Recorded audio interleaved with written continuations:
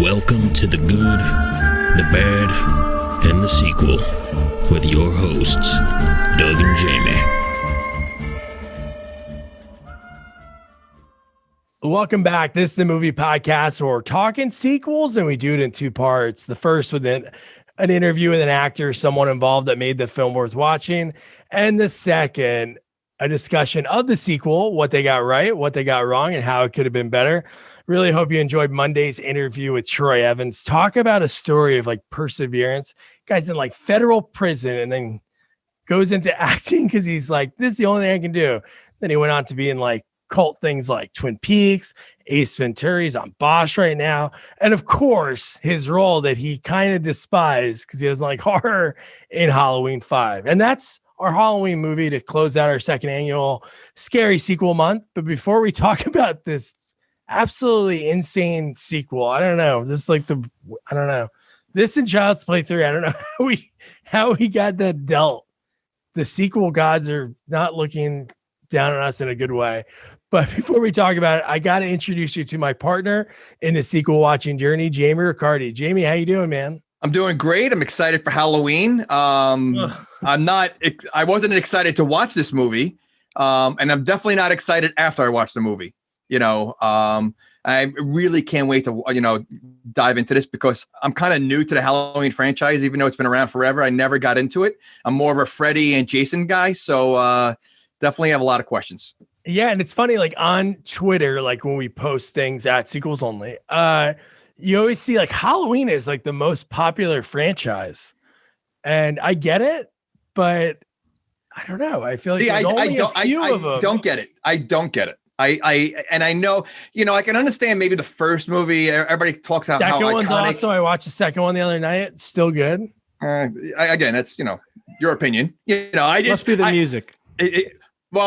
I have a question about the music in this. I feel like the music in this movie was played on like xylophones. Like it wasn't, it wasn't like the original, like scary music. And like some of it was like corny. It was like almost like, I don't know. We'll get into it. We'll get into that, but let's introduce our guest who he is a Halloween fan. I saw him post photos with, I think the original Michael Myers, right? It wasn't the guy from this one. Oh yeah, sure. All of them. All of them. Okay. All of them. Look at that. And it's Scott Snow. Scott, how you doing, man? Great. Thanks for having me. This is fun. Thanks for coming on. And like we connected, we kind of talked about this before, like in a podcast group, we went back and forth. I feel like I know you. This is the first time we like ever like kind of talked face to face. So this would be cool. And real quick, let the audience know you have a podcast that's pretty cool. Yeah. Well, thank you for being really supportive at the beginning there. My podcast is called All the Hats We Wear. And it's basically helps entrepreneurs learn the time management skills they need to be joyful, productive, and fulfilled. So there's a lot of creativity in there, work-life balance, and it's fun. I have guests on sometimes. That's all the hats we wear. Thank you. Very cool. Yeah, and there's allthehatswewear.com, right? That's right. That's sweet. You nailed that. So I'll put that in the episode notes. People want to check that out. Yeah. Quick question. Did you now that you're seing Doug, is he as good looking as you thought? Well, he seemed a little bit better when I was chatting. Oh, I was like 19, jacked. But, Yeah. no, this is a perfect segue. Like time management, like this movie, when you go from like the fourth one, which I really enjoy, because it was weird. This is like a weird thing because obviously the first two insanely popular, and John Carpenter's like, Third one, it's likable and it has like its quirks to it, but then they're like, all right, we got to go back to Michael Myers, and the fourth one's good, and then from what happened to the fourth to the fifth is just absolutely bizarre. So all right. So I've only seen before yesterday. I've only seen the first one, the original. I saw the brand new one, which I thought was pretty good. Original one, I wasn't that excited about. I thought it was, again, it's dated, but I get it. For the time, it was probably great. I did watch the fourth one last night to kind of lead into this fifth one. But I have so many questions about Michael Myers, and honestly, to me, I did not like this movie that much. And I think because first of all, the characters, I hated the characters. I mean, I'm glad that half of them died. They weren't, but really the only bright part was the girl that played Jamie. I thought she did a great job. Oh yeah. For a young actress like that, and she's screaming the whole movie, you could see the fear. But yeah, I have a lot of questions about this, and it makes me not like the series I think part because I watched this. I don't get it. I don't get it. So That's great. Well, the big difference at the end of the fourth one, they shoot him and then he ends up falling back into the well, to the bottom of the well. And then with this one, they just start up with him finding his way out and then crawling into the water and, with the big explosion. It's swimming. So it's kind of a little transition there. You can. So since we're getting into Michael Myers, so I get Jason. I get, he's superhuman because. Well, I guess I don't get it. I don't know why he's superhuman, but I don't understand the Michael Myers because even when you have a face reveal kind of, he looks normal. So like, has he always done like possession kind of thing? Because this whole movie's about possession in a way, right? Because he's possessed with Jamie, I guess, connecting. I guess they're sort of connected. Well, she's connected with him. They have like that little. Well, because she touched him in part 4. Yeah. Okay, so is that always been a thing? No. Yeah, I think the original horror of it was that it was just this cute little kid who just killed his sister at the very beginning of the first movie, and you don't even know why. Like, they don't go into it at all. That's what's so horrifying about it. So he started. Okay, so I don't remember the first one. So he started off as a kid killing, correct? Kid. Yeah. Okay, so it does not explain why he has super strength or he just cannot die. No. Okay. All right. That makes committed. sense. He's committed. And like he has to eat because he's not, and he has wounds because he gets shot a lot. Just think of the end of the fourth movie. He gets, everyone unloads on him. And then Scott said it before, like when he falls into that well, when he like swims down, and then did they throw a grenade? So the small police station, they have grenades and they threw a grenade there because then he like dodges that. And then it's like he's floating down a creek. So this is a 5th movie. I mean, I know he wasn't in the 3rd one, but he's been stabbed, he's been shot at, grenades, and his clothes look exactly like nothing, like he's bulletproof. Well, I'm sure he changes. Where does he have a change of clothes? Whatever mechanic, he just breaks into any auto body shop. Okay, so and he's the jumper. Yes. But he's sort of a monster, obviously, right? He can't die, but he somehow knows how to drive. Which I don't get. Like it just changes things. Like it makes it stupid. It really does that he can drive. Well, if he couldn't drive, like if he started the car and then just like, you know what? The last time I was like really in civilized world, he was like 6 years old, so he wouldn't know how to drive. But when he gets in the car, we'll get into that. But well, he first drove in the original one when he escaped from the hospital. Oh yeah, he does a lot of driving. That's what I'm saying. Like, and he puts on headlights when he drives, so he knows to follow the law as well. So I mean, yeah. Maybe in the mental hospital, I let him take like the DMV test or something. He knows how to drive, and also it seems in the whole series he's very kind to little kids. Usually, like the infants, like in the most recent ones. Oh yeah, like he won't touch an infant. Even with there are rules when you're a serial killer. Yeah, like Michael, why don't you kill kids? He's like, that's where I draw the line. Everyone else is on the table. My niece, I try to like stab her multiple times. Yeah. Okay. So the rule is if you're under 8 and under, he won't touch. But if you're 9 years old, then it's free game. You must be this tall for me to kill you. Right. Oh my God. So then we didn't talk about the intro too much, but the intro, they just show Halloween 5 like really quick. And then why is it a man like carving a pumpkin like so angrily? It's just like knife slice. But you don't realize it's a pumpkin right away. You don't, yeah. Right. So all you hear is a slash. And like, to me, that is more like Friday the 13th-ish. Like it reminded me like that would be a beginning for Friday the 13th because he's got the machete, he's slashing. Like it's not a Mike Myers kind of thing. So I was like, what's going on here? And then you see it's a pumpkin. So like we're supposed to be scared of this guy slashing a pumpkin. Like it made no sense. Well, that's the same intro as Leatherface, Texas Chainsaw Massacre 3, when he's like putting together the mask in the beginning of that movie. Wait, you're comparing a guy making a jack-o'-lantern to Leatherface carving? No, I'm saying flesh. What you said. If Jason was doing something like that, well, obviously, if Jason was cutting up a Halloween pumpkin, it wouldn't be scary. No, but Leatherface was using human flesh. Well, yes. So how is that the same as Michael? I'm saying that's like that fits the bill. Like Michael Myers should be doing something like that. That's what I mean. Okay. And I think the beginning of the second one, there was also the big pumpkin beginning. Oh yeah. So it was slashing of the pumpkin? Yeah. No, I don't think it was slashing. It was just like it just zeroed in on it. Yeah, I guess they have to get the point of Halloween across. they do. Right. Their pumpkin budget. They need to make sure that they show it. So I thought in this one, the music was done by Alan Howarth. I know that's, the original music is by John Carpenter, of course, but I thought he did a real good job with the pacing of the music. And right from the very beginning with the intro there, I thought that, he was really using the intervals of the melody really kind of in a smart way. And I thought throughout it was pretty thoughtfully put together, the music. yeah, it's See, funny.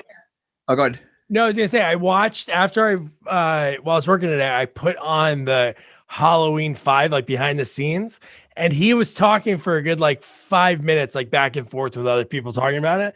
And they were talking about like when they showed the two bumbling cops, and he even said he goes, the director said he wanted something kind of like silly or like cartoonish, so he just did that and thought he was just doing it to appease. And he thought in his head it would get cut. And then when he made the movie, he was like, oh no, because he was like, Yeah, it sounded like circus music. Like it did not fit at all. Yeah. Like it's so stupid. But there were points when when you hear the Michael Myers music, it is creepy music. But there were times I'm not kidding. It sounded like like when Jimmy Fallon uses those instruments, like those. yeah, It sounded like they were doing the Michael Myers music on one of those, like on the children's toys. Like it just like I don't know what they were like aiming for. well, they were just trying different things. But the one time it would go like the dun and then it stopped, and then it was like meow wow, like a guitar solo. Well, on IMDb, they said that it was actually a homage to 1972's Last House on the Left. Oh, nice. The Wes Craven with the bumbling cops with like a clown kind of theme. Yes, I did see that too. Okay. It is kind of an indirect reference, I guess. All right, and before we dive into the movie, so I'm sure we've all put on a mask at some point. It gets uncomfortable within like 5 minutes, when you're wearing a mask. This mask on him does not move one bit. Like it's like perfect fitting. It never moves. Yet when he takes it off, it looks like it comes off in 2 seconds. Well, it's very loose on the bottom. That's what I don't like about the mask in this movie. Even though the fourth movie, it looks like very like flat and like too white. In this movie, it's like bluish almost, and it's just like cut the way it is. I don't know. Yeah, I don't know how you can screw up the mask. I mean, just take the one for like number 2. The mask was perfect. It fit just right. It was tucked in like it. This one is just. It's well, is this the same Michael Myers in every movie? Like same actor? No. So maybe that guy had a smaller head. Maybe. But just make it fit right. I mean, that's your whole job. I know. Or just like Scott, you said, like it's kind of like Friday the 13th, which that's what's funny about these movies.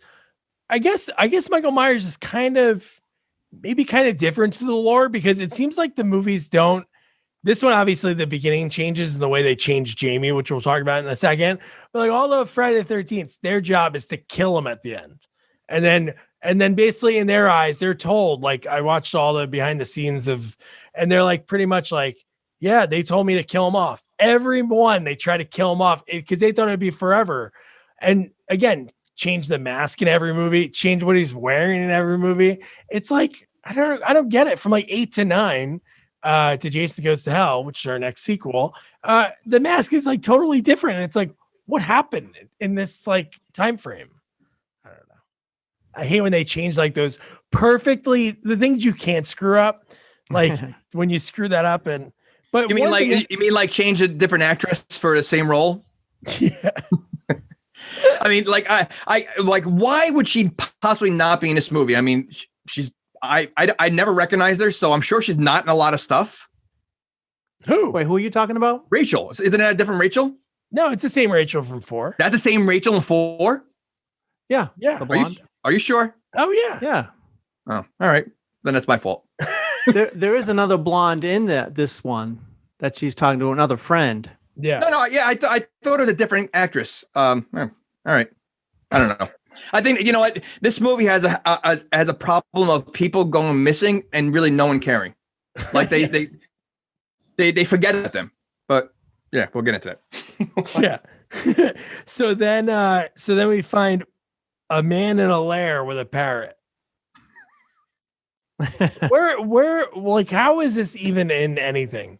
How is this in the script that he goes to this lair that's like off the river that this guy's like living off the grid, I guess? Well, he's like a hermit. You know, he's probably like a homeless guy, you know, that just living under a bridge or something, whatever. I just laughed that he actually he hung up the mask. Yeah. Like that was important to hang up the mask, you know. Yeah, it just, you know, I guess just they needed some silly way to bring him back, I guess, you know, and he nursed him back to health. And then he nursed him back to health. And then he kills the guy. Yeah. Yeah, he's kind of selfish like that. Yeah. And then like right from there, like when he takes the mask off and hangs it up, and you just see like Michael Myers like resting, and then it goes Halloween Eve 1 year later, and I'm like, and then so see, he only moved when Jamie had like a seizure or something, like she started shaking, right? That's how he woke up, like when she had a dream, and that's how he woke up. So like, why did it take a year?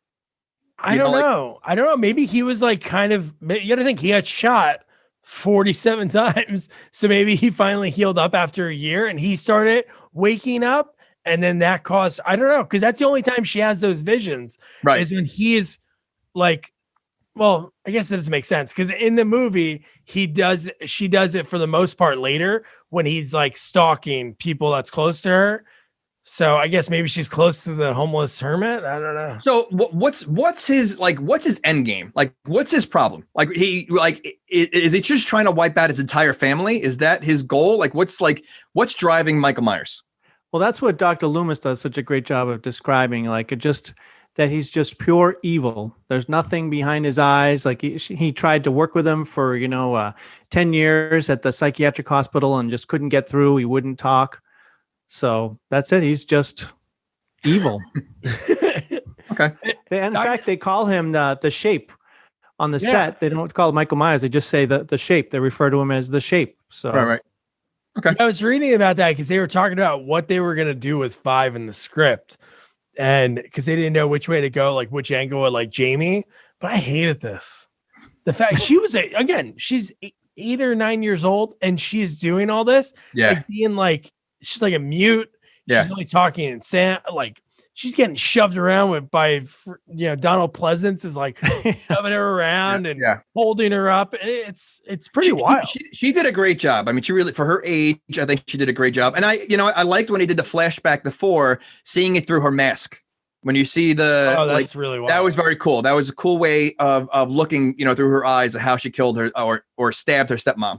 So I don't know if you know this because you haven't seen one in a while. That's the same outfit that Michael wore when he killed his family.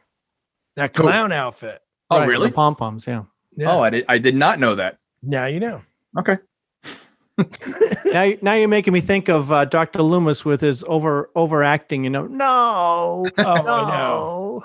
He gets crazy. But that's at the end. Sorry. He's a great actor and he gets crazy in this movie. Yeah. It wasn't like So that before. he wasn't always this physical or mentally abusive in other movies like he is in this one. No. Okay. You saw 4. In 4, he's more like just like he's coming, sheriff. He's coming back. But he wasn't dealing with a 9-year-old. Like this one, it's just basically him and Jamie, and he's kind of a dick. I mean, that's one question I wrote down many times. Why is he there? He's around her all the time. It's almost like he is living there because there's a few moments that things happen, which seems in the middle of the night, and he's like in the room really quick. Well, can we discuss then where she is right now? So she's at okay. So it looks like she's at like a slum apartment building, like, and that's a hospital. Yeah, it's like a children's psychiatric hospital, I guess. But it looks like an apartment, especially when she's running. It looks like they're empty rooms. It looks like an abandoned apartment. Like, right. Like who's putting this girl in this place? Yeah, who did put her in there? Yeah, that's a good question. I did think it was kind of like a dreary, dreadful. A lot of the movie is very dreary because, for one, when kids are involved, I don't. It turns me off when kids are bumming out that bad. I mean, the poor kid can't even talk, and it's constant lightning in the dark, and you just feel horrible for her. Well, like we say in every movie, adults are always like kind of the bad guys. Like, even like when you have which I couldn't stand Tina. I think she was the most annoying character ever. And plus they don't really explain who she is. Like I had no idea who she was this whole movie. But like she's ignoring, she was supposed to visit Jamie, then she didn't go because she wanted to do her own thing. Loomis is treating Jamie horrible. Like adults are not treating her. This poor girl just, has an issue, and then they're treating her like crap. Like adults are always horrible in these horror movies. Well, just to cut to it now, and then we just don't talk about it later. But how about the fact when she finally speaks? We'll talk about what leads up to it later. But she finally speaks. She's so excited. She's like, Tina. And then we cut to the next scene. She's speaking perfect. I thought she was going to talk like that. And I was like, please don't go that route.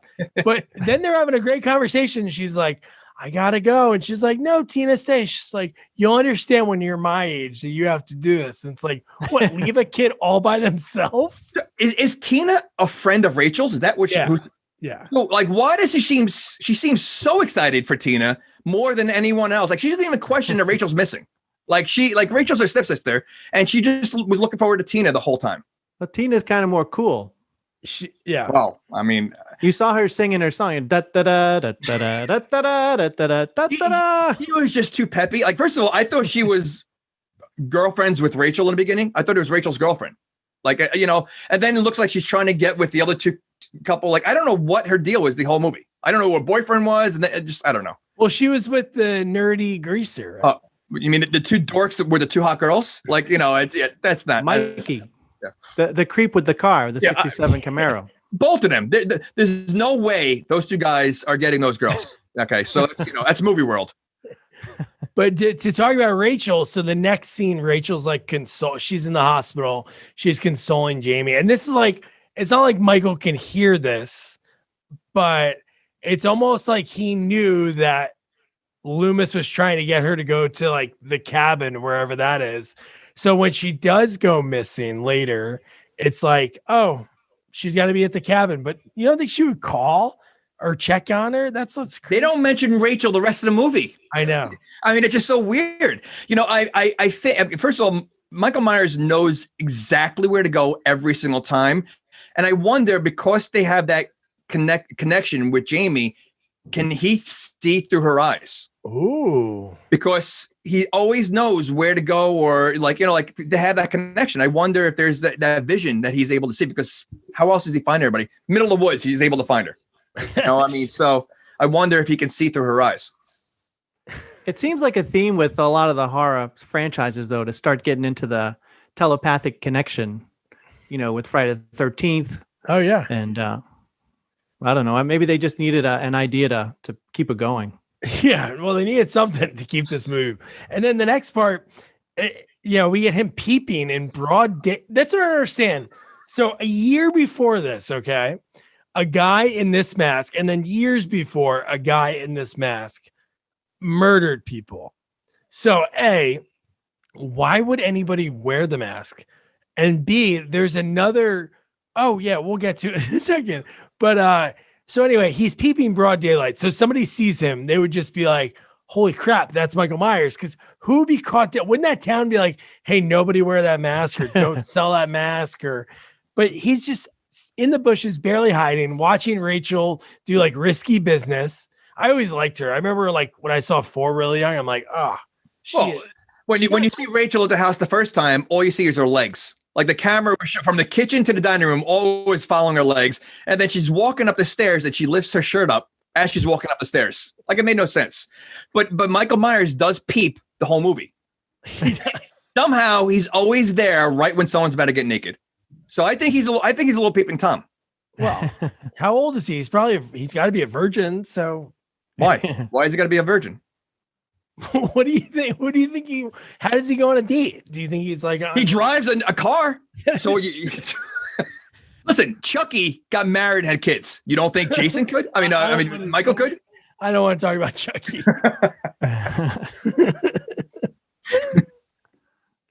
So yeah, Michael sneaks into the house. The dog's barking. He goes in, and then Jamie has that vision of Max the dog like going missing. So then Rachel goes to look for him. We know this whole time that he's peeping in the house, different like POV. So then Loomis is like, get out of the house now. And so then she goes outside, calls the cops. And mind you, not changing, running out in a towel. And then when the cops arrive, she's in a robe. So is that the neighbor's robe, or did the cops bring a robe with them at all times? Maybe the cops always have a robe in case someone's running around naked. That's pretty smart, actually. A lot of naked people running around. So then we get the two bumbling cops that we talked about before, which is really funny. And the one, it was so silly and out there. It was kind of funny. But the one cop, I don't even know. Do they even have names? I don't think they even called them anything, right? No, not at all. I think they said, hey, you follow this girl. Like, you're right.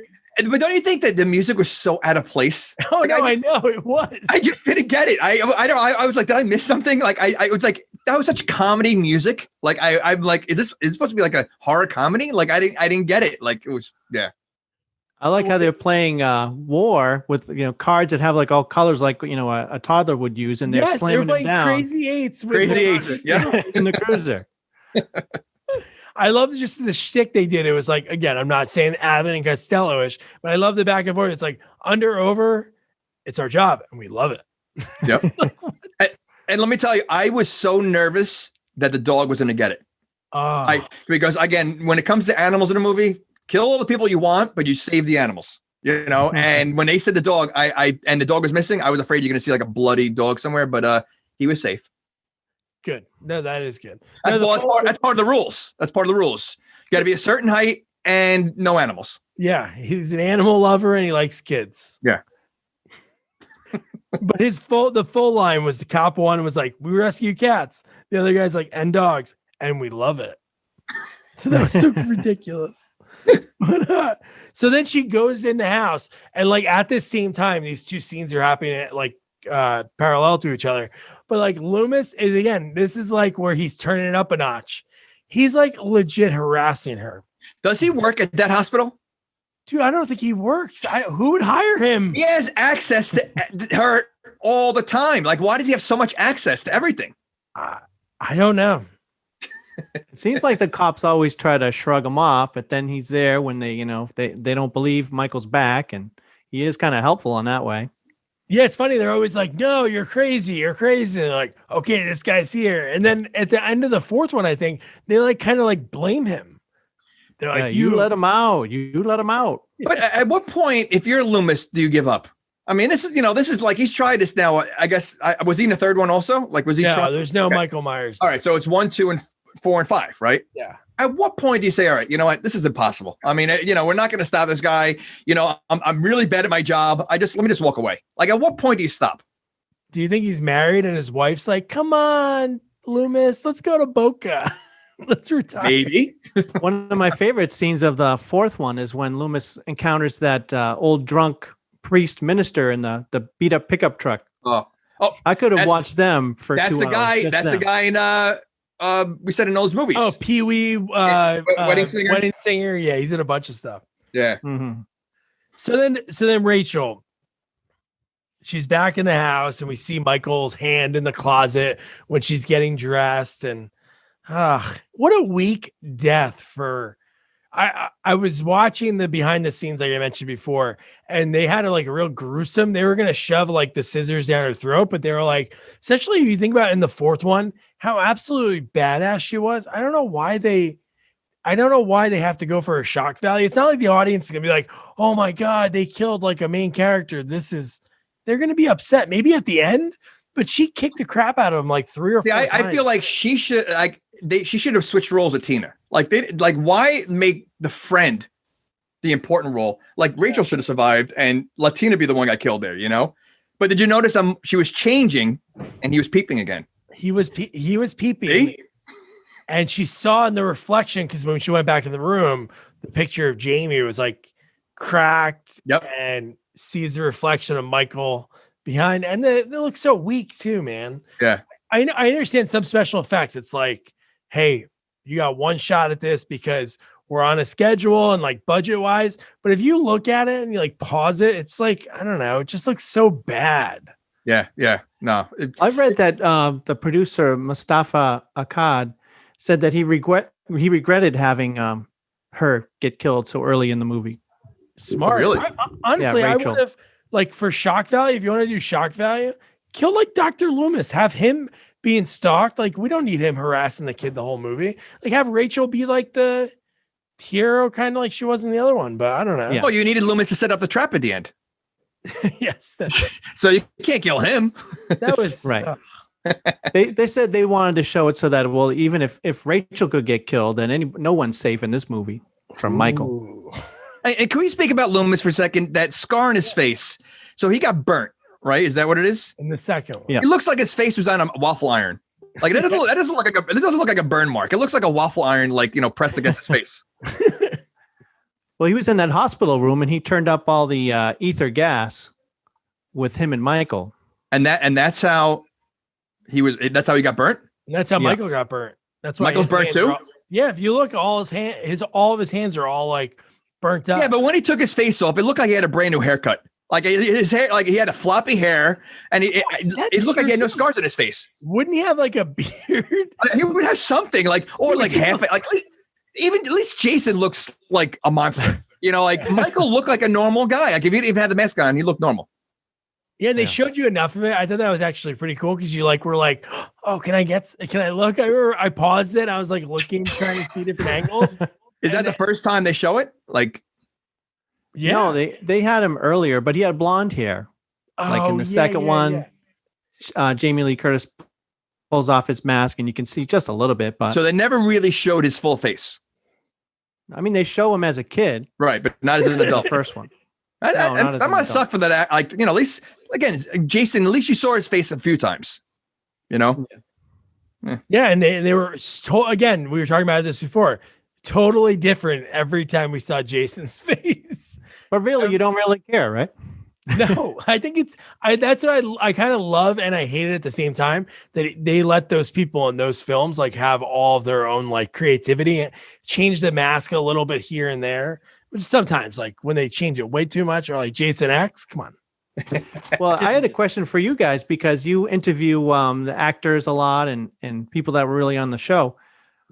How it seems like they have a lot of pull in like the screenplay in the writing, because Rachel, I think they originally, like you said, they had a much more gruesome death plan for her in the script, but she said, I don't think that's a good idea. That's not good with the character. And then they'll change it. Do the actors say that they have that kind of sway?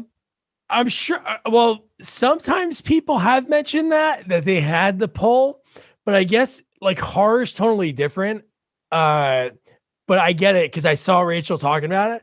She was like, I was against it, and then she basically put her foot down, and they changed it. But yeah, you could see that like when they try to like do their own lines, like improvise lines or change the scripts a little bit. But they have all the power. You got to think about it. If you want to make your actor like work harder, you like give them that kind of power. And then there's some directors that are like stick to the scripts. Yeah. So, I think some of the, again, like, I don't think she was that famous back then that I think if you put up too much of a stink, they could easily replace you, like they did in Nightmare on Elm Street. When they was it Tina? They get two different Tinas. well, yeah. Well, with Patricia Arquette, yeah. right? So I guess if you're gonna try to pull your weight a little too much, they're like, all right, goodbye. We'll replace you with someone else. So I think you just have to kind of accept it. Yeah, because like in Jaws, they had scenes that they thought was too brutal and too gruesome, and Spielberg made the decision to cut them. You would think, just be quiet and do your thing, and then wait, they had scenes more gruesome than Quint, because that scene was pretty gruesome. Yeah, the part with the guy on the rowboat, the one they shot it with him, with the blood is just squirting out of his mouth and he's getting dragged. Oh, jeez. And they just thought it was just over the top. It might have been really, because how that movie is, it's not seen. It's listed as a horror movie, but for me personally, I don't think it's a horror movie. I would say it's like, I don't know, Comedy, like action-ish. suspense, maybe. Suspense, yeah, but not horror. But so Rachel's dead. Tina shows up to the house. The dog's in the backyard. She's totally cool with the dog being in the backyard. And then we still see that Michael's in the house. And you're like, God, is she going to get it? Like, I didn't know what was going to happen because he's like in the house. Like, you can feel when someone's in the house, maybe because she's like so bubbly and she doesn't stop moving. She doesn't like feel it until like later on. Then she gets a little spooked because she see it. Did she see something on the ground or no? No, she grabbed a teddy bear and she was holding the teddy bear. That was weird. Yeah. So that was the first thing she did. But no, the doorbell rang. That's when she got spooked. Oh yeah, nobody was there, and then it was Tamara. What's her name? Tamara Glenn. I think that's her name. I think her real so, name. Yeah. Samantha in the script in the movie. Yeah, Tamara Glenn is her name, and Samantha Thomas is the character. Yeah. She's great. She's another one. Like, she's only been like a few things, but man, she's like all over the cons, and you always see her name like at the one in Jersey. But yeah, so then again, right there, another like guitar solo when we see her, and she's like, wow, wow, wow. But they keep introducing these characters, and I didn't really explain who Tina was. Like, I mean, and Tina throughout the whole movie until near the end, like I had no idea who she was. Like, I didn't know she was related to Jamie. Like, I feel like they did a poor job of explaining who she was. Yeah, they could add like some kind of exposition or something, some kind of conversation. But yeah, I know, it's just weird. I was not a fan of Tina's. I have to be honest. I was not a fan of Tina. So then we get Mikey showing up in his cool car. Well, I laughed when they introduced him because she yelled over to him. He's like 100 yards away, and you hear what? Like across the way, like he was like around the corner, you know. And he's angry the entire 5 minutes that he's in the movie. Yeah.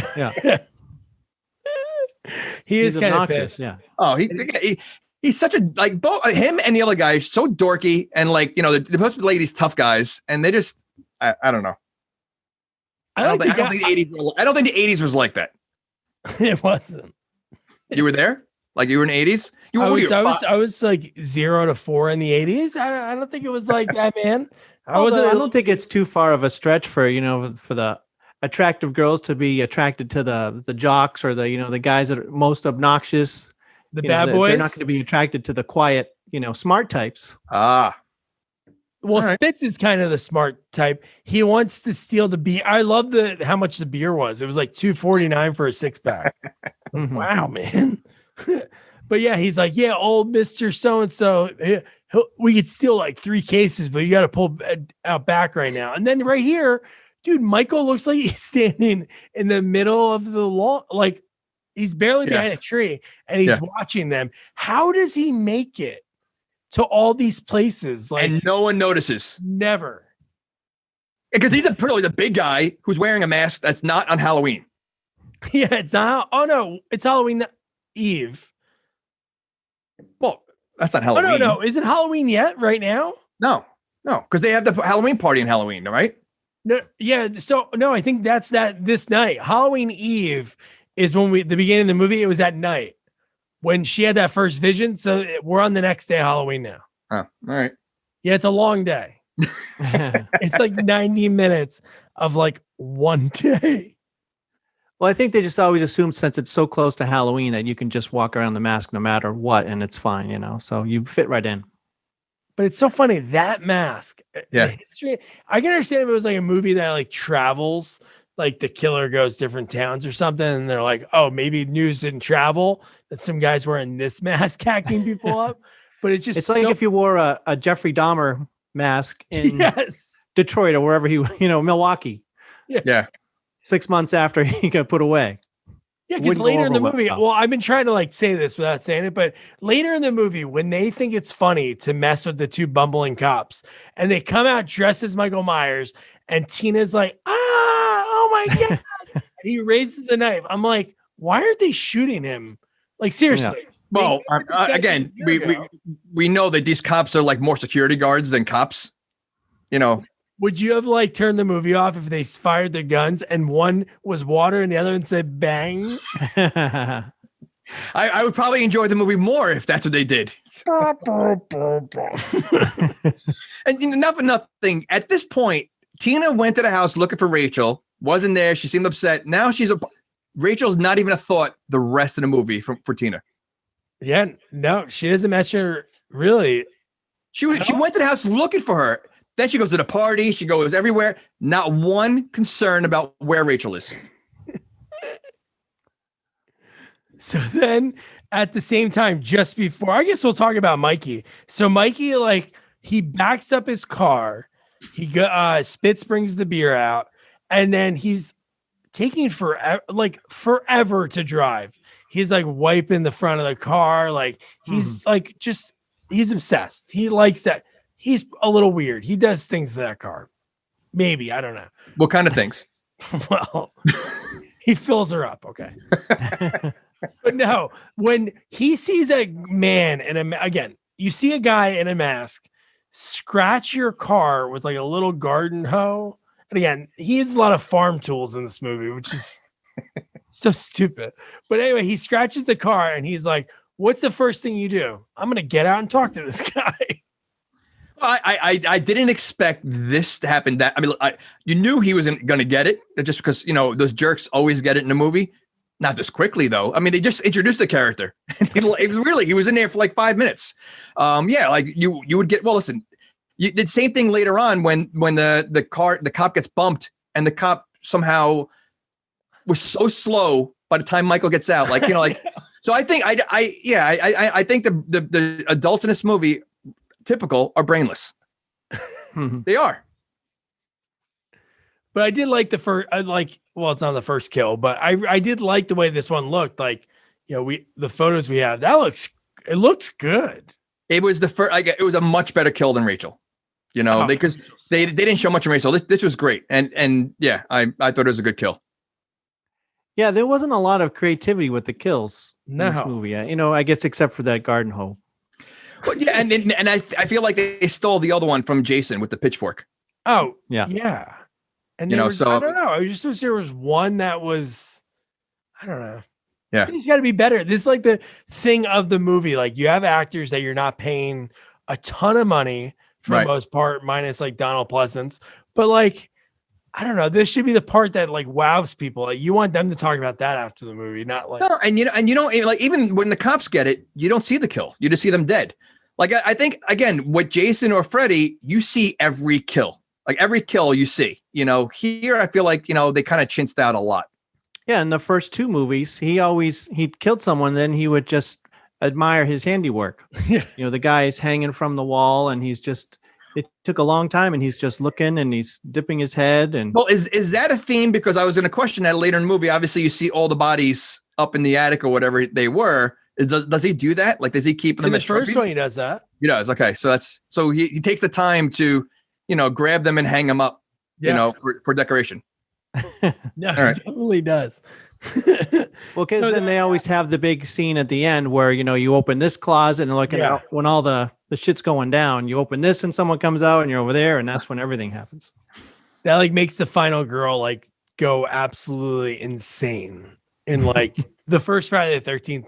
I know they definitely did it in the first one. Okay. With Mrs. Voorhees like setting up all the bodies in that one room. Yep. But so then one thing that was really cool that I noticed in this scene was when he's driving and backing the car up, not Michael driving yet, but Mikey. Again, they use a lot of same sets, or they use a lot of same areas like where they shoot. And I'm telling you that I have to double check, but if you remember Sandlot, Vincent Drugs was one of the places in Sandlot, and he drove past that, and I was like, I gotta double check that, because that's the whole thing at the end of the movie. Squeaks, was that his name? Squeaks? Who's the nerdy kid that Mrs. Peppercorn? Spitz. Oh yeah, his name's Spitz. Look at that. So Spitz ends up. Oh, maybe they took it from this movie, but Spitz and Mrs. Peppercorn at the end of the movie, they bought Vincent's drugs and they had 3 Maybe kids. Sandlot is a prequel. Well, the IMDb said that you can Google Vincent's Pharmacy, so I guess it's just real place, and you can just go visit. I'll have to go check that out. So then this is the first time we see the black boot, the man in black. And Yeah. he kicks it right, and he kicks it.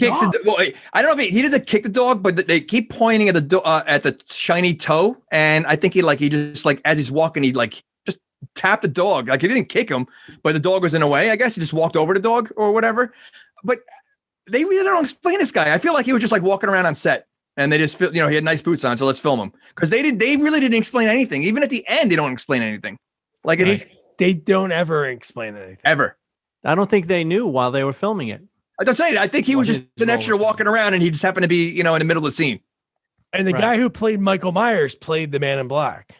Oh, really? Right. I guess they really just put these boots on. Well, maybe he was leaving the set each time, and as as he's going home shoes. No, but then I read about it. Well, one of the rumors was that it was like a twin brother. So that's why they used the same actor, the same body type. Oh, wow. But then later they found out that it was one of the doctors from one of the hospitals, that he was the Man in Black, that he wanted to protect Michael and have him continue to do his work. That's why he broke him out at the end. To do what work? Killing. To keep on killing and do his evil work. Wait, so is he in the next one? He's not in Curse. I thought I read that he's barely in the movie. They mention him. Yeah, I don't know if I even saw 6. That's a very young Paul Rudd. Yeah. Before he went by Paul Rudd. I hate the series. I hate just the fact that they have this character who you're expecting some big reveal at the end of the movie, like who is this guy, and they don't do anything with it, makes me hate the movie even more. Yeah.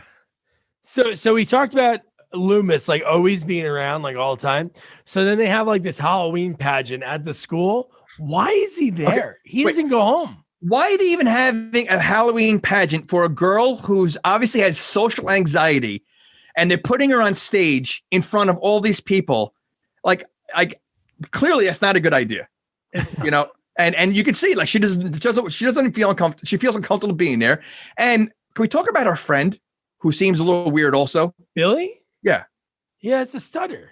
No, but he seems creepy. I thought that's why he's in a mental hospital for kids. All right, so but yeah, I want to hear more about Billy's story. Why is he there? Be honest, guys. I thought he was gonna die.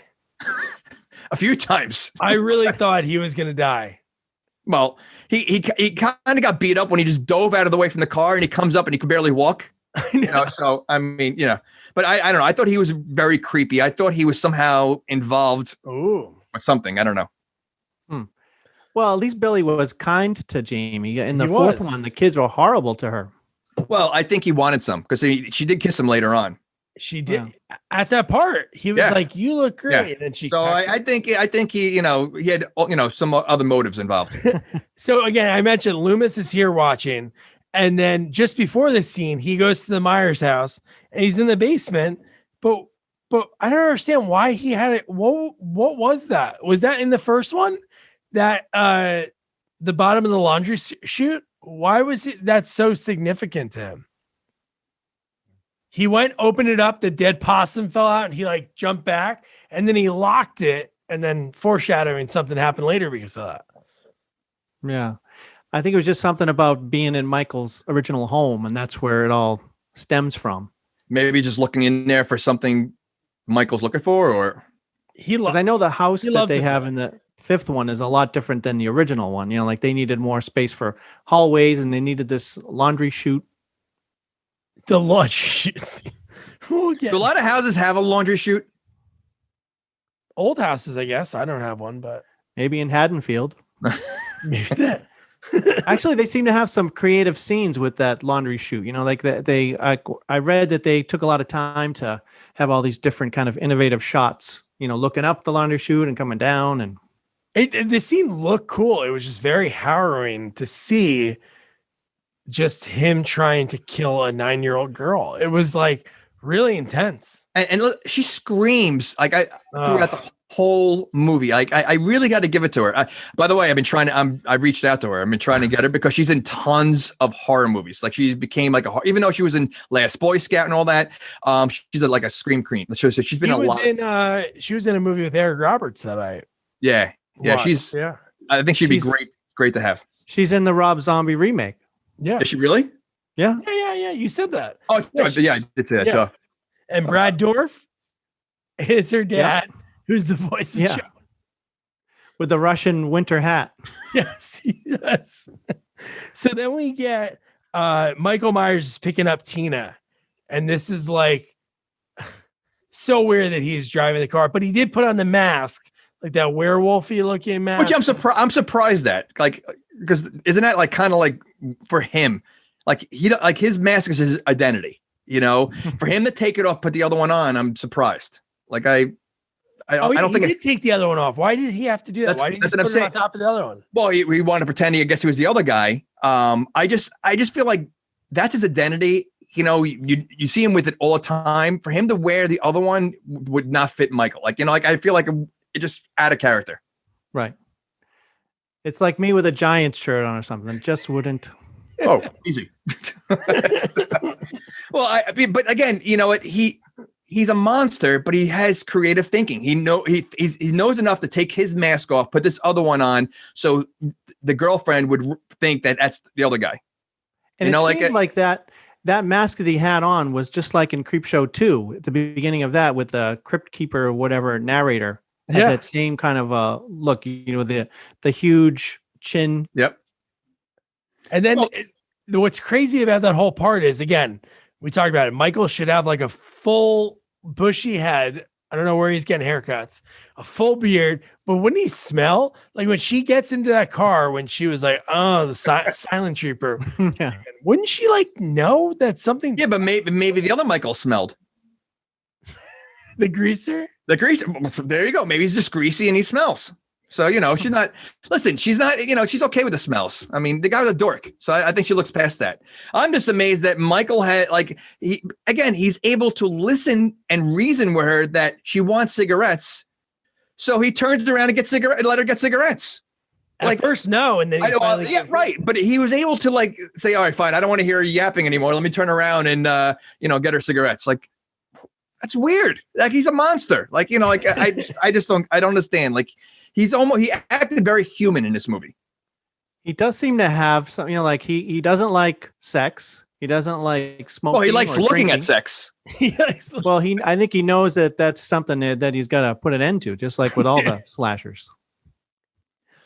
He's like looking at the slasher manual. He's like, they're doing it. I gotta take care of them. These randy teenagers. Yeah.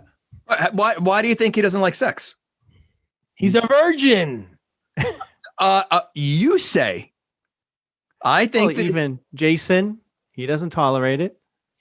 Well, no, he watches. Listen, these guys always creep and watch. You can't watch sex if you don't like sex.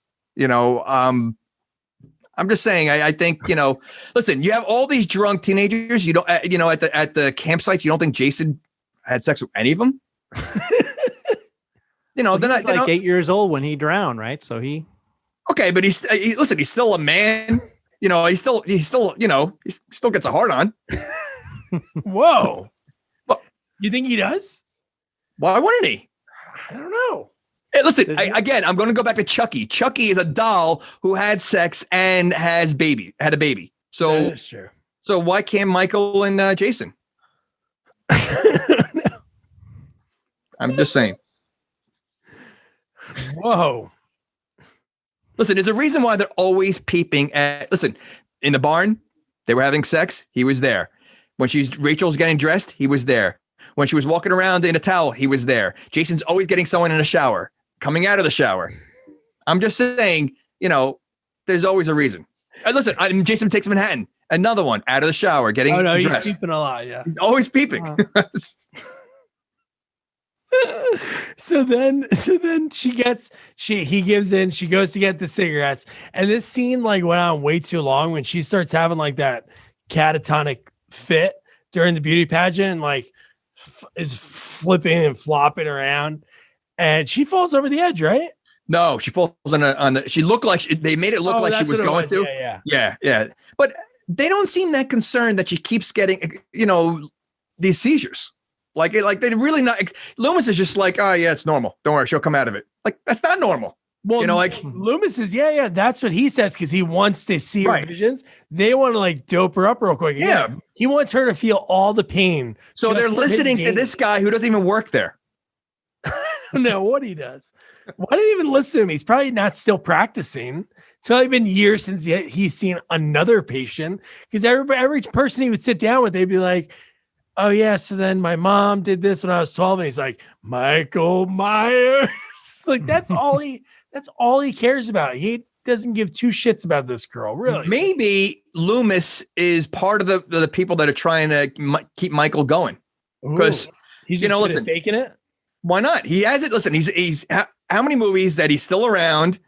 Michael's still around. He never catches him. Loomis doesn't die, right? Michael attacks him. I think maybe Loomis might be a bad guy. Ooh. Well, like in the Rob Zombie remake, the Loomis is more like he wants to get profit out of this, so that's why he keeps it going with his books and his speaking tour.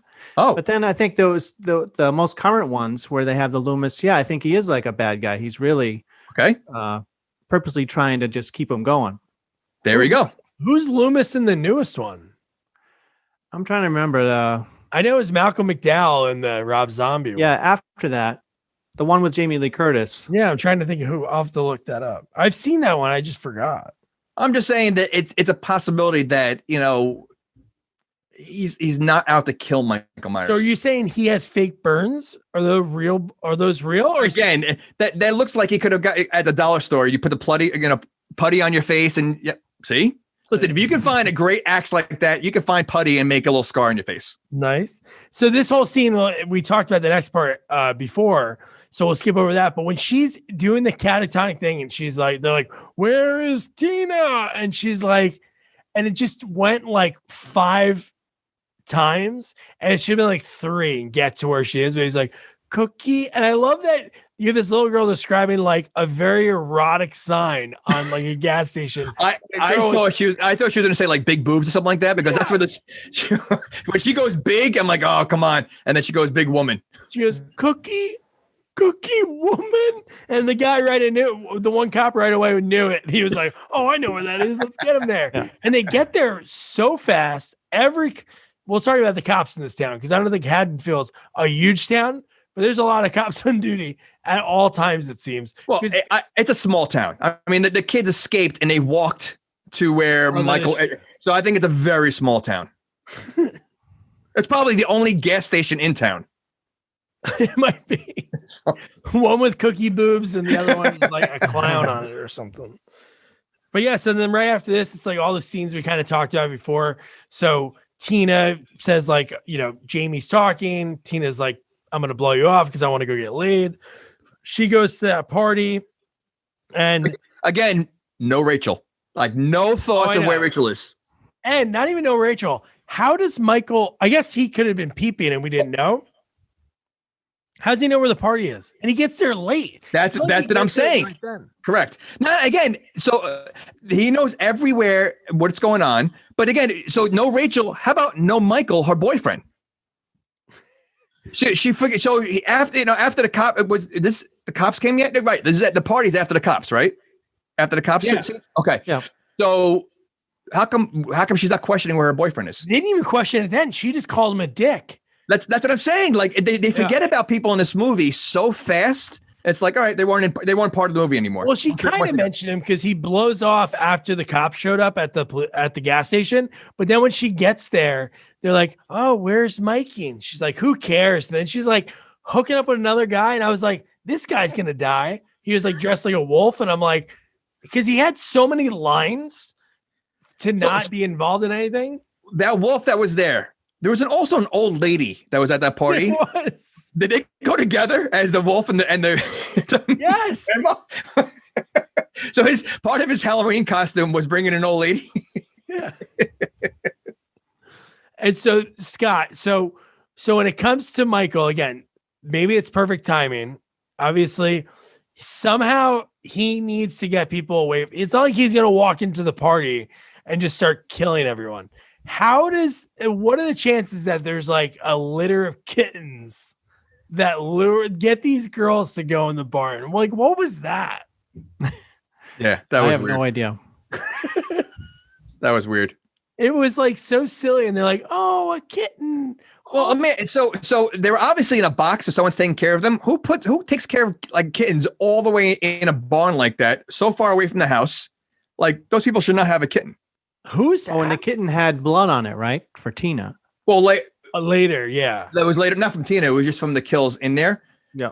But I mean, like, but whose kittens are they, and who's taking care of them? Just barn kittens, I guess. Maybe farmers just throw kittens in a barn. They're like, yeah, but they were in a box. They had like a little makeshift bed. that's their bed. Times are tough for the Who farm made it? industry. The people that own the house. I don't know who lived there. The old lady. The old lady. She's having high school kids party at her house.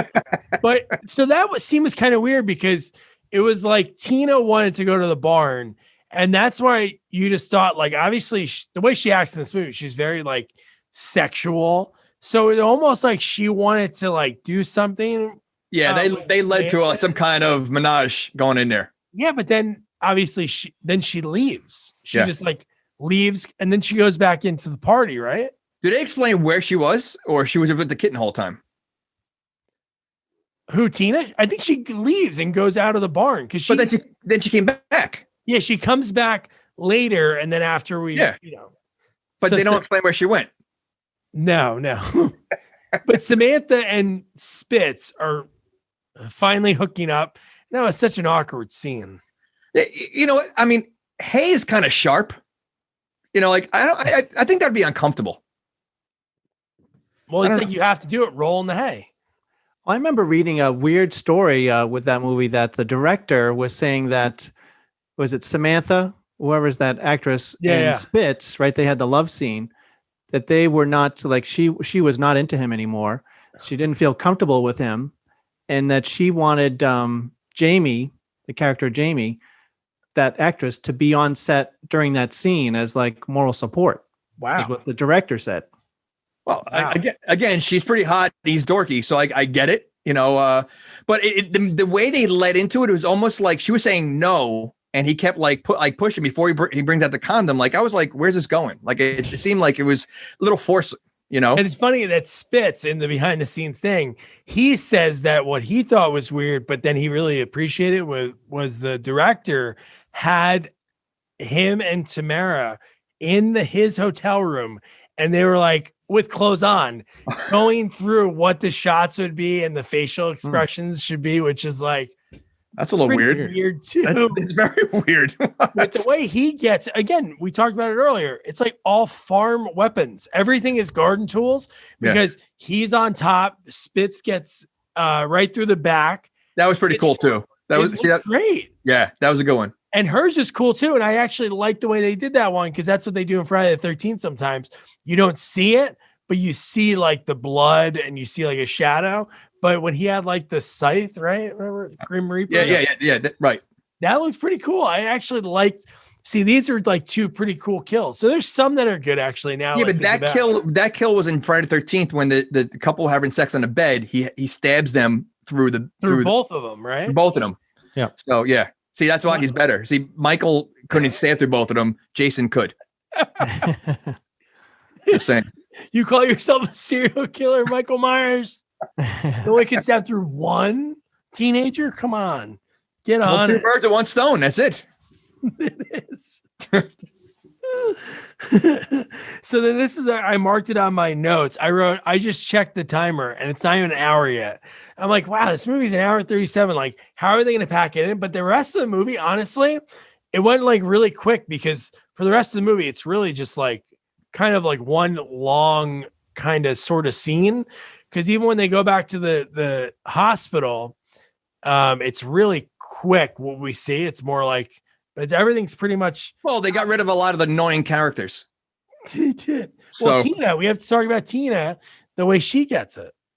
Well, first when they come out, right? She sees the cops. There were 2 cops that were dead, right? They don't show those kills. How does that happen? Because it wasn't like they were shot; they were like stabbed. So when you think you're 2 cops, one guy gets stabbed or slashed, the other cops going to sit there? Like they have guns. They're going to sit there and watch. Like I mean, like how does that happen? Because he had to go to the other side and kill him, right? He's not going to slash them both from one side. So what is the other cop doing while the other one's getting I slashed? thought about this when I was watching it because he looked in the side mirror and he's like, "Oh, this kid again." And then I'm thinking, like, one's gonna have a gun. Wouldn't the other one have the gun pointed again? Because they can't think in their head like, Correct. "Oh, it has to be that." Right. They have to know he's still alive. They didn't find the body. But they both were slashed, like a thing in their neck. So again, if he slashed into one side, he has to go around the other car to the other side and slash there. Like I don't know. Unless he's got really long arms. Maybe he does. They were no match for Michael. They were bumbling. They were in the middle of their crazy eights. But no, so I wrote this down. Tina's first line when she goes back into the barn, she's like, "Hey, do you guys want to go skinny dip?" And then that's when she finds the kitten with the blood on it. And then she sees, and then she sees the sites with the blood on it. And then she finds the bodies. So she runs out. So wouldn't your first thing would be, even if you saw the dead cops, and I think at that same point when she sees the dead cops, everyone's leaving, right? The party, like at that same time. Yeah. That's when everybody's leaving because she's like, "Guys, help, help." And then, but would you go back into a barn that you found dead bodies? I think I'd go No. or just run. Or tell everybody. How about telling everybody? Like there was no warning. No, I know. Well, she tried to scream, but they were all gone already. I don't think she put good effort into it. She didn't. And she can scream and be loud. We know that. All right. So then, oh yeah. So then in the barn, I think we forgot another part. Was there another part that he did that whole thing again? Spitz. Tina was in the room and he put the mask on again and did the fake. Yeah. Well, a few things. First, he drops the thing of hay and scares Tina. Yeah. Right. But yes, he put when you think that Tina is going to get it. That was good. No, not Tina, his girlfriend. Oh, it was Tamara. Okay. It was right before they started having sex. Okay, you're right. Yeah. That was a pretty cool scene. But then this whole thing with Michael in the car.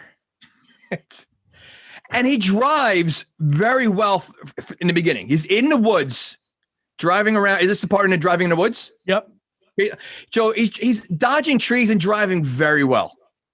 I mean, eventually he does crash into a tree, but I mean, I honestly think him driving just takes away a lot of the aura of Michael Myers. Like it just, see, again, Jason just walks. He walks everywhere. He doesn't, I feel like it's like driving a car. It makes him almost too human. You know? And the fact that he gets so sidetracked by like, he's going to run over Tina and then he sees Jamie and Billy and just like looks at them. And then it's funny because it's the POV of the car and you just see that lights turn and he starts chasing them. I guess they had a real scare with that car crash because it crashed into the tree, going like 50 miles an hour. And the actor who plays the man in black there, I guess, did all the stunts. Yeah, he was then the director. The director was it was his first major production, I guess. So he was so surprised at how loud this, crash is, how intense, that he forgot to yell cut. So the actor's in there and the car starts to catch on fire and then he doesn't get out. So finally someone told the director, yell cut. So then he yelled cut and then the guy got out. Oh, maybe he just wanted natural reactions. Jesus. Listen, these are expendables. They're, stunt guys. They don't show their face on TV. It's okay. Yeah. The director's saying, wow, that was cool. I can say, and again, this is just like the naked eye, but the car is black. The car that was that hit the tree and was all like damaged is definitely like dark blue. Like it wasn't even like close. Like the one angle, and we'll talk about like the lighting in this movie because there's later it's daytime. It's clearly daytime in the Michael Myers house, but we'll get to that. But so Tina in this scene, man, this is like the hero moment, like that Rachel should have had, I think. Like Jamie mentioned before, was she basically was like she yelled at Michael and got in his face, and he paid the price. And she had no choice. Right, no choice because Jamie was right there. So Jamie was about to get it. So she got, she kind of, that was the only thing she did that was unselfish. The whole movie. What? Didn't she say, "Take me"? Yeah. Yeah. No. Jamie said that. Oh, okay. Jamie was saying that I'm here. Yeah.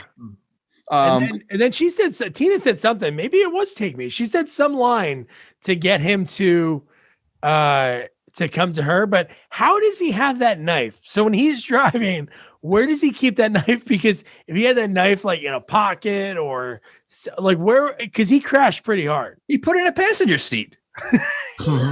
It could have went flying. Did he put it like a seatbelt on it? Does he have I want to know. This guy has killed multiple adults in 4 movies, but he has trouble with a 9-year-old. Like how? Like I don't understand that. Like what? Like do you think at a point like when does he give up? Like listen, you know what? this is this is embarrassing for all serial killers. If anyone's watching this, you know I can't kill a 9-year-old, but I'm killing everybody else. Like I should just stop. You know. It's just that weird. Sounds like a really funny like horror comedy sketch. It's like Loomis and Myers at a bar together, and they're just like talking about their troubles. He's like, "I can't kill you," and he's like, "You can't kill me. I'm me. I can't kill a 9-year-old." And then he's like, and then Loomis is like, "I was trying to shake her up for you. I was hitting her a bunch and throwing her." Well, yeah, he can't kill an old man in Loomis, and he can't kill the 9-year-old. He should just walk around. He should walk away with his head down and just like, sulking the rest of the way. He's done. Although I can sympathize with Loomis a little bit because why wouldn't she want to help out? Like she hates Michael Myers too. And every time he said, "You just help out and tell me what these messages you're saying." And she was always like, "No." Well, I mean, in her defense, she was catatonic, almost like, mute. When she was giving clues. Like it wasn't like she wasn't helping, I mean, they just happened to get there late every single time, so like for Loomis to say, "Why aren't you helping?" She's told him every single time. Tina said, Rachel said, Cookie, like she did help the whole time. So I don't know what else like Loomis expected her to do. Well, now he's very opportunistic because when he shows up to see her and he's like, "Now are you willing to help me?" And she's like all like about it. And the whole setup of this thing. And then Loomis looks into the woods and he goes, "Go home, Michael, go home." And then how far are we in this movie? And we get introduced to friend of the podcast now, actor Troy Evans as Deputy Charlie. Like, it's so weird I understand like having like a rando cop, but a cop that has a pretty good scene. Like he has a lot of lines and he's just, I feel so bad for him. Like, God, Loomis is like a friggin' whack job, dude. It reminded me of Quint and Jaws. Yeah. No, just like absolutely. No radio communication. We're just it's crazy. I mean, so I we didn't address this in the beginning and, I just thought of it. So in the 4th one, she is possessed by Michael, and that's why she attacks, right? Her stepmom, yeah. Okay. How come she doesn't do any of that this whole movie? Like, they don't explain why that happens at all. They don't explain a lot in this movie. Did she kill her stepmother or just injure? Injured.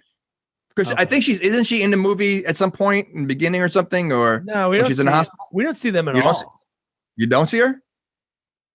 I thought we saw her. I don't know. No, I don't think we see really any. No, we don't see her at all. It's really just Rachel in the beginning. No, I read that was a big idea they had. It was they were going to have the little girl be a serial killer too. Yeah, but then they would be like competing, with their killing spree. But then I guess the producer didn't think that she would be very, convincing as a serial killer. Well, she failed the first time because she didn't kill her stepmother. So she's off to a rocky start. Freddy Krueger, a bad apprentice. Like, you're not gonna, you didn't make the cut. You got to make sure you kill the people you stab. Well, I'm saying if Jason taught her, the stepmother would have been dead. But Michael Myers is lame, and obviously she didn't. She learned the same way that he kills by not killing.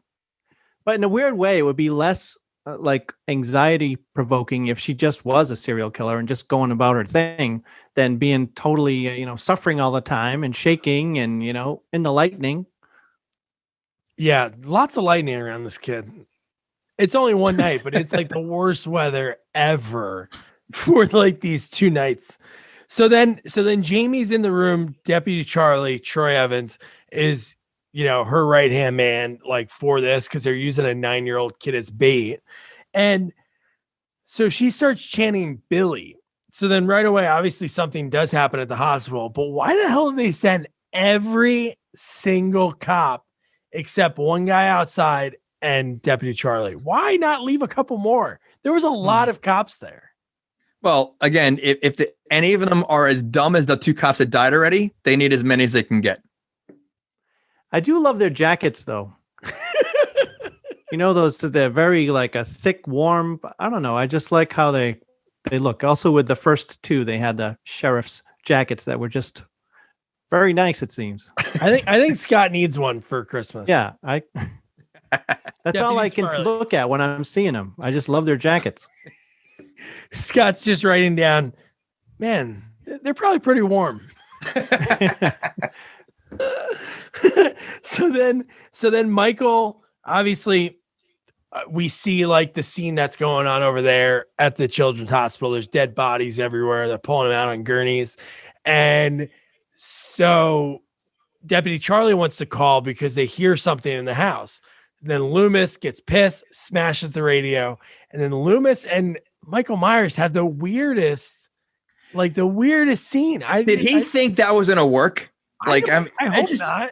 I mean, it was. Well, no. Wait, was that before the coffin scene, or is that after? The coffin scene's way after that. Oh, it is. Okay. Loomis. You're talking about when Loomis was talking to Michael Myers. Yeah, in like that little area near the window. And he's talking to him like he's like a little boy. Like you don't want to do this anymore. We can stop it right now. But I don't understand what he would have if he took the knife from him. Why wouldn't he have just unloaded on him right there? Yeah, it seemed it was a weird moment. Then Loomis even looks away, gives his back to him, and he's saying, why don't you go over there? And he's right there with a knife. Yeah. Although we forgot to mention that line I love from Loomis when he's talking to Charlie, and he says, "Charlie, Michael Myers is outside." So this is what I was talking about before, that it's definitely daytime because it's so bright in that, like when they're having that heart to heart and then he slams Loomis into the wall and then tosses him over the balcony.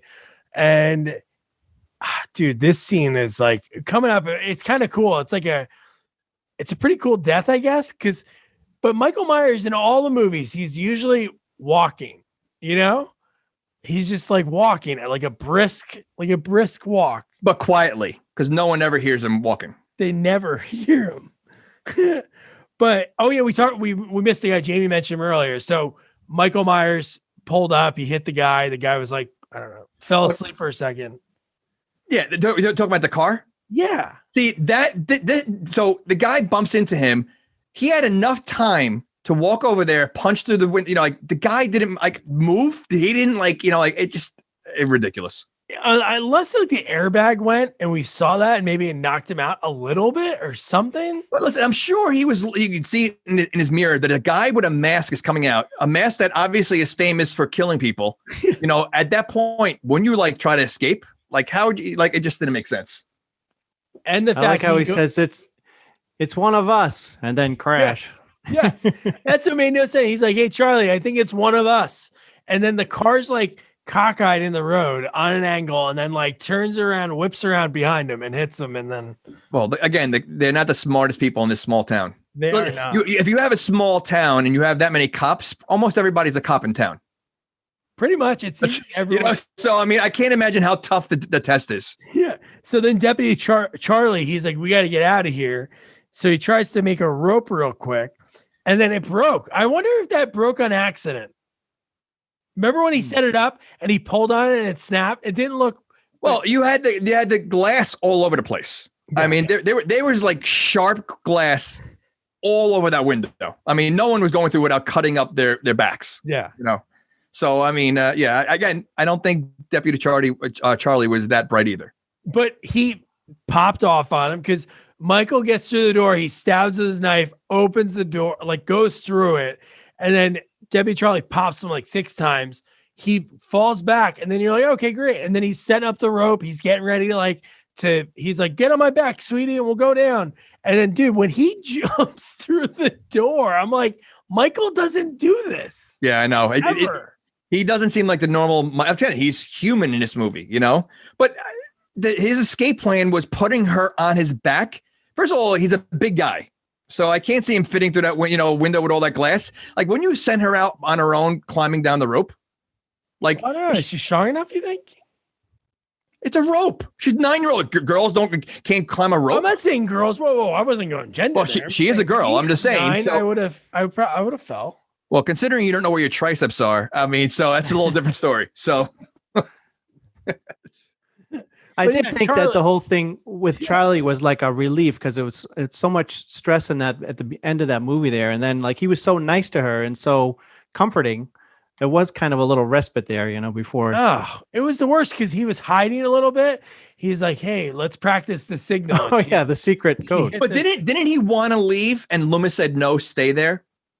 Like he wanted to get her out of the house and Loomis said no, you got to stay here. And that's when Loomis went downstairs because wasn't Loomis up there?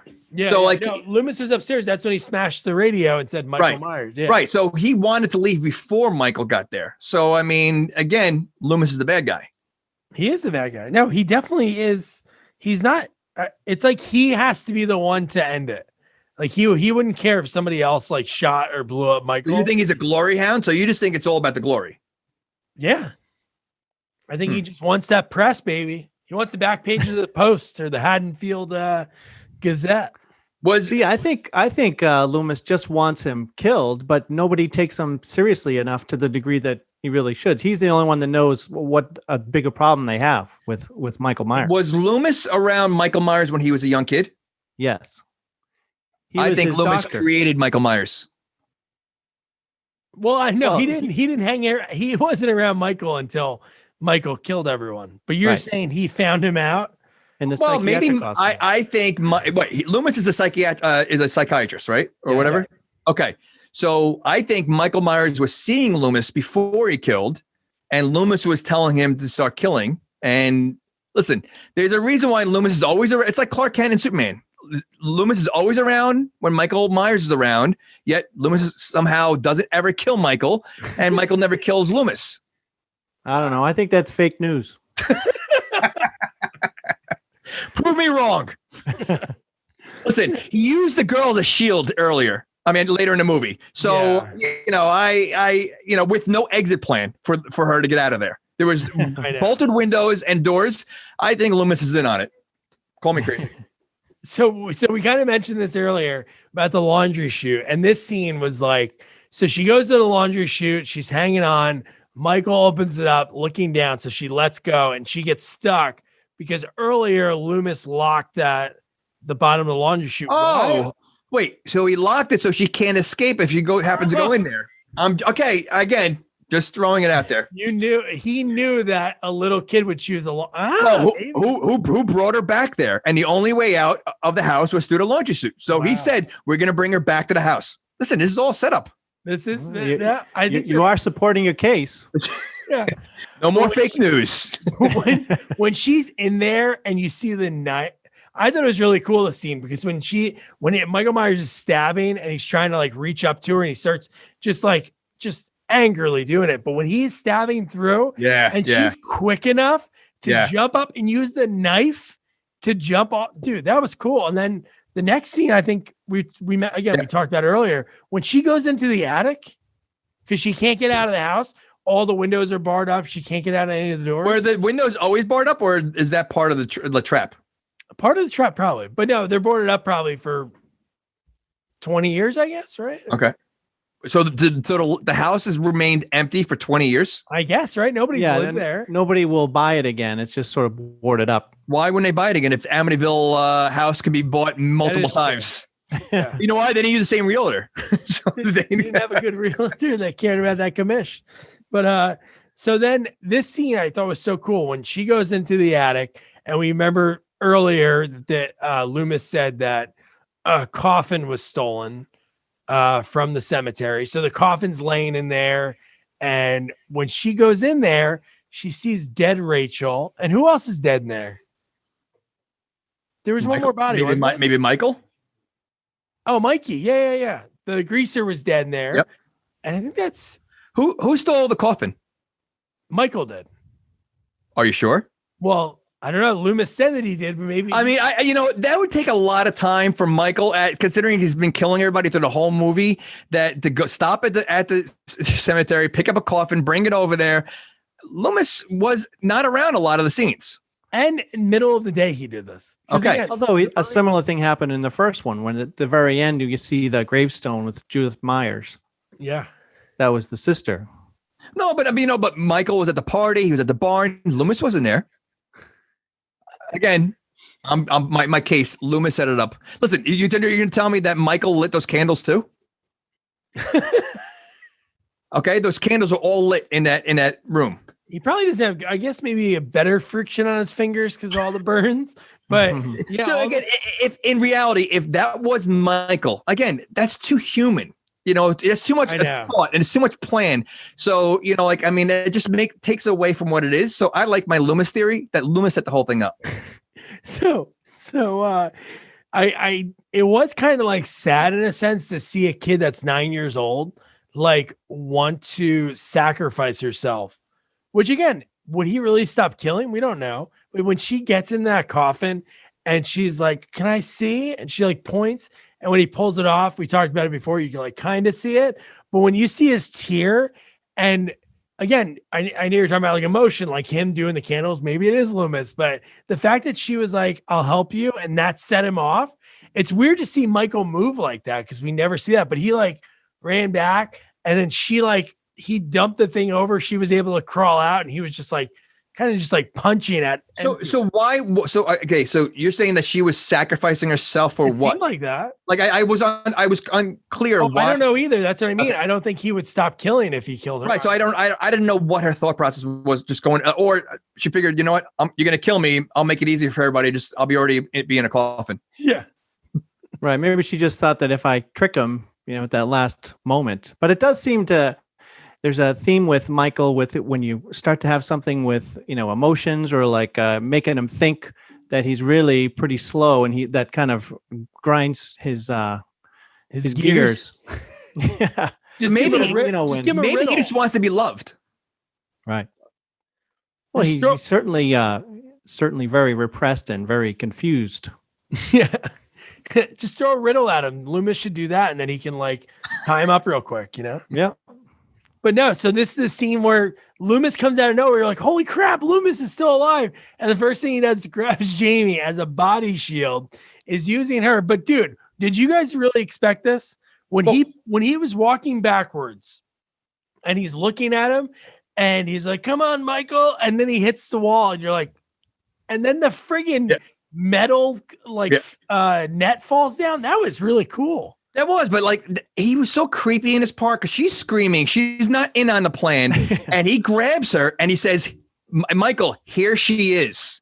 Yeah. So it's like, I mean, can you imagine what's going through her mind? The one guy that she probably trusted the whole movie, who's been trying, saying that I wanted to take Michael, that he's offering her to him. And yes, he had obviously a booby trap, a Home Alone trap set up for Michael Myers. But if that didn't work, how is he getting out of there? Because he had to unbolt the windows for her to get out, escape. Like, so he really did not think this through 100%. And he was willing to sacrifice her, I think. Although probably she had to look terrified too to have his plan go forward. That is true. If she knew it was happening, maybe then she wouldn't have acted as terrified. So you think it might have been improv? Yeah, maybe Jamie was in on it. Maybe he whispered real quick. He's like, I'm going to pretend to sacrifice you. But it was like an act of desperation. Yeah. So then he has like a Trent gun. He shoots him a ton of times, does nothing. So he rips a 2x4 off the window and just starts smashing. Well, he shoots him about 10 times with the Trent gun. Although it said in IMDb that I guess the wood actually broke the actor's nose. Oh. Loomis slammed him with a 2x4. He broke his nose. Wow. So this poor guy who did all his stunts. Talk about method acting, man. That's almost he had to swim in 30 degree water, crash into a tree that started the car on fire, and then get his nose broken. Loomis is a dick.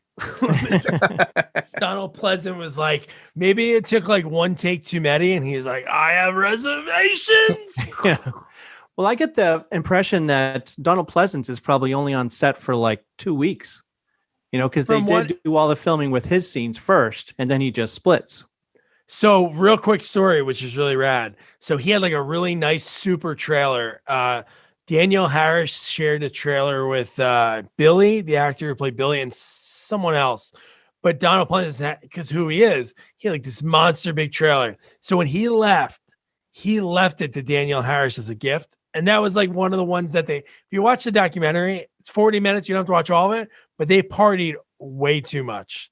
And you can maybe see, Tina, the actress who played Tina, was like, yeah, like some of those scenes I could be like, look at the bags under my eyes. We got no sleep that night, which at least they had fun making it. But so then the next scene, dude, this is again, we kind of like Jamie saying, like human. When we see Michael Myers in jail, just like sitting there, he was actually like doing what people do, like a nervous. He was like rubbing his fingers together. Like he was like, man, how am I going to get out of this one? Why is he still wearing the mask? You put this guy in jail. Wouldn't you take the mask off? Oh, like, dude, that's true. Like, I mean, seriously, like he's in jail and you're like leaving it on. Like they would never do that. The mask would come off in 2 seconds. Even his mugshot would have his mask on. Yes. So if he took the mask off, nobody would recognize him. He could just flee. But so this part's so dumb because the guy goes, take Jamie into the car. And then we see the man in black. He walks in. It's so weird because the shot, when you see the man in black, for some reason, it looks like you see the shot from his gun or whatever he had, like going towards the camera. Because you see like the flame too good. I don't even know what he really shot. Because everything was on fire. It looked like a bazooka or something, man. He blew everything up. The metal jail cell was on fire. Yeah. I don't know if that would stay on fire unless there was some kind of like accelerant, like if he threw a grenade, but everybody was shot inside. So then the cop goes to Jamie after he hears like everything inside. He's like, you stay in the car. I'll be right back. Within seconds, she's like, I'm going to go in. Dead body, dead body, dead body, dead body. Michael Myers gone. And the movie. That was so stupid. I don't know. It's new. And they built up this guy with the shoes, the boots, so much, seeing it a few times, and they don't show his face. Like, obviously they're like, it was almost like, it should have been like Loomis. Loomis should have been like in the guy in the boots. Or maybe he was, like that would have been a good reveal. Like this whole time, you don't know. And then all of a sudden you got man in boots, turn around, and it's Loomis or someone like that. Like, they made it look like there should be a twist at the end of who this guy is. And they don't even show his face. Yeah. Like, that was so stupid. Or they play the Nancy Sinatra song, these boots are made for walking, and Loomis walks down the street and looks back and winks. See, you're jumping on the Loomis bandwagon. Or if it was like a spoof movie, they show the man in black start walking and then start like twirling and like. And it was Billy. It was a little kid in big boots that like went up to. But so that was Halloween 5, The Revenge of Michael Myers. So let's go to our guest, Scott Snow, first. So, Scott, would you recommend someone to watch this movie? Well, of course. I mean, it's Halloween, Michael Myers, Donald Pleasance, so it fits all those categories. Certainly got to watch it, but it's certainly not going to be one of the best. I would say it's probably one of the, obviously you have like Resurrection, which is like one of the worst, but this has to be in the bottom 2 of the franchise. Yeah, I don't remember H2O or Resurrection. H2O, you should go back and watch that because that's the first time they brought back Jamie Lee Curtis. Okay. That one had a good cast. Michelle Williams, Josh Hartnett. Like the cast was really good. But no, Resurrection was bad. That was really, really bad. But so Jamie, I know you didn't like it, but now that we talk about it, it is some like fun angles. So if somebody went in to watch the movie and they're like, if you whisper them before the movie starts, you're like, that Loomis guy, he's in on it. And then you watch it in a different lens when you're thinking like, oh my God, maybe he is. Even with that, there's so many Halloween movies that you could choose from. I haven't seen most of them, but like you said, this is probably in the, I heard like a season of Witch a lot of people didn't like because that's the one with no Michael Myers, right? It's quirky. It's fun. Quirky, right. So I feel like, there's no need to see this one because it really doesn't prolong the movie at all, like the series at all, I think. And it's not good. I'm sure maybe there's better ones. You know, if I was anyone else, I'd watch Friday the 13th and Nightmare on Elm Street instead. You know, but yeah, I wasn't a fan of this one. I think it was kind of stupid. A lot of things just not resolved. I feel like it was rushed. I think a lot of this movie was rushed. Again, it was. They started filming before the script was done. That's what I mean. So like, you know, they forgot about Rachel. They forgot about Mikey. They forgot, you know, like they don't talk about the guy in boots. Like, I just feel like there's a lot of like just loopholes in this movie that it's not worth watching. There's probably better ones. Yeah. No, the Man in Black thing is the one thing that, like, obviously there's a lot in the movie that doesn't make sense, like having Rachel die right away and just even her death scene the way it was. She should have been the sacrifice at the end. But just the Man in Black and the fact that, again, I haven't seen Curse of Michael Myers in a long time, the sixth one. But reading like the IMDb, they basically kill off the Man in Black and he's like mentioned by name, but he is like supposedly killed because it's like a cult like worships Michael or something. I don't know. Oh, is that the one that starts with a pregnancy, a woman having given birth? Oh, yeah, that's is Loomis in the next one?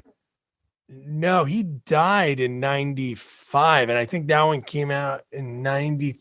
I don't know. He's not in the next one. I know that, but I feel like it was pretty much, yeah. No, it's a weird movie. Paul Rudd's like saving a baby the whole movie. But yeah, so Scott, thanks so much for joining us. So the next sequel we have coming up is, of course, because next month there is a Friday the 13th. So we had to deliver. Jamie got an actress who is a lot of fun to talk to, Madeline Curtis. She plays Officer Ryan in Jason Goes to Hell, which is just... I never saw that one. So this is and I've seen all the Friday 13th except that one and Jason X. Okay. So the thing that's funny about this movie is we covered Wet Jason. Like he's soaking wet and you hear him like squeak and squish like the whole movie in Jason Takes in Manhattan. But in this movie, it's all my teaser. He's like not Jason because he's not really Jason most of it. But again, Madeline was so cool to talk to. She's an actress, a singer, dancer. Scott, it's perfect that you're here for this. She was one of the first New England Patriot cheerleaders. She's from Boston. Wow. But one thing that was really wild about her, because she's a dancer, she's in a lot of rap music videos as a background dancer. Late 80s, early 90s. I feel like one with Salt and Pepper. Don't quote me on it. But yeah, so enjoy that. And don't forget to review, rate, share our podcast. Follow us on all social media at Sequels Only. And don't forget to check out our website, sequelsonly.com. Good night. Good night. Good night.